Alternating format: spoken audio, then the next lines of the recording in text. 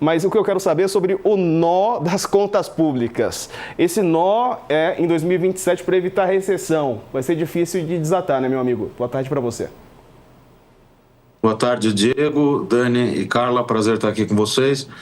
Pois é, eu acho que esse é o grande tema. Agora a gente está vendo as notícias saindo agora à tarde do ministro Dario Durigan, que está se reunindo com economistas, figurões aí, medalhões do governo Fernando Henrique, como Armínio Fraga, Pedro Malan.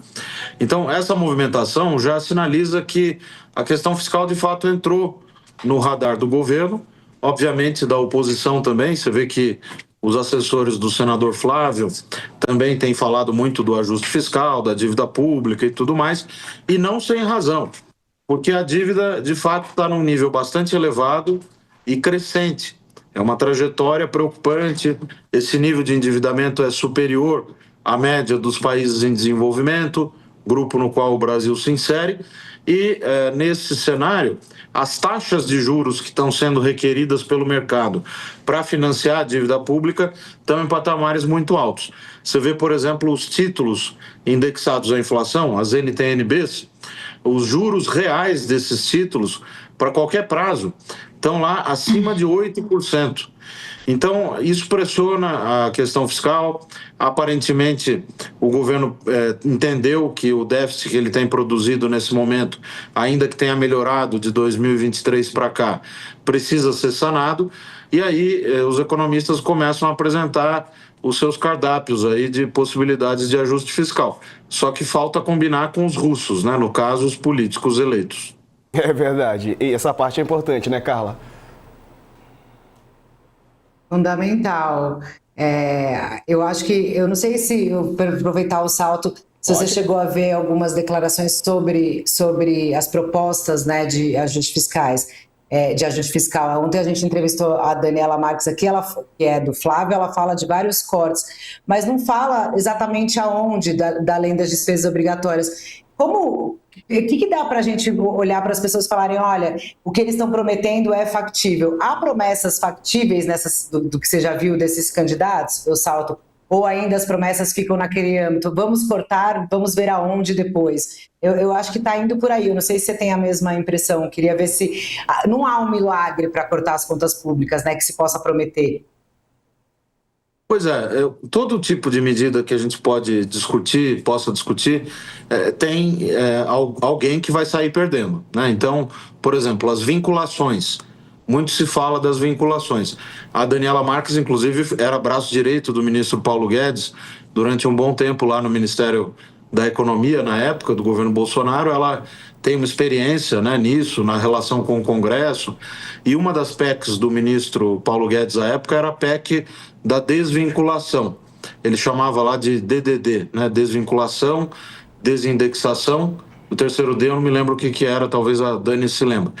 Mas esse tema não foi resolvido ainda, né? Porque o antigo teto de gastos, lá no governo Temer, emenda 95 de 2016, tinha fixado um padrão de correção para o piso da saúde e educação só pela inflação. Descarimbar. Depois, em 2000... Hein? Desvincular, desindexar e descarimbar. Isso. E aí essa correção pela inflação foi revertida no início do governo Lula, com a derivada da PEC da transição, a emenda 126, para estabelecer de novo a correção pelos indicadores de receita. Então, isso pressiona as contas públicas, mas o governo, o atual, caso reeleito, está disposto a mexer nisso, ainda que não acabe com as vinculações, amenizar ou submeter ao teto de gastos a correção é um meio do caminho possível. O salário mínimo, a meu ver, ele hoje tem uma correção que é real, né, acima da inflação, pelo PIB de 2 anos antes, e essa correção afeta a Previdência, porque 2/3 da Previdência são pagamentos de benefícios que vão até um salário mínimo. O governo tem falado que não quer mexer nisso, né? Se a gente pegar as declarações mais recentes de pessoas do entorno, do próprio vice-presidente Geraldo Alckmin e tal. Mas há uma possibilidade que é você manter a correção do salário mínimo e mexer na Constituição para criar outro tipo de correção para os aposentados e pensionistas. Os supersalários, o Supremo entrou nesse tema e, com uma decisão temporária, deixou para o Congresso discutir o que fazer com o chamado teto remuneratório. Daí também pode sair uma boa economia. Os gastos tributários, renúncias fiscais, isenções, regimes especiais, que também está sempre na boca dos assessores, de lado a lado, mas o diabo mora nos detalhes, né? Qual gasto tributário cortar? Né? O Simples Nacional, a Zona Franca de Manaus, as filantrópicas, o regime especial da indústria química, e por aí vai, tem uma infinidade de gastos tributários. Então, está longe de ser trivial essa discussão. Eu acho que agora, no meio da campanha, nenhum dos candidatos principais, dos dois principais, vai entrar no detalhe, porque aí corre o risco de perder voto, etc. Mas, passada a eleição, esse vai ser o grande tema, ganhe quem ganhar essa disputa. Perfeito. Felipe Salto, um abraço, meu amigo. Até semana que vem. Um abraço a vocês também. Até semana que vem. Até.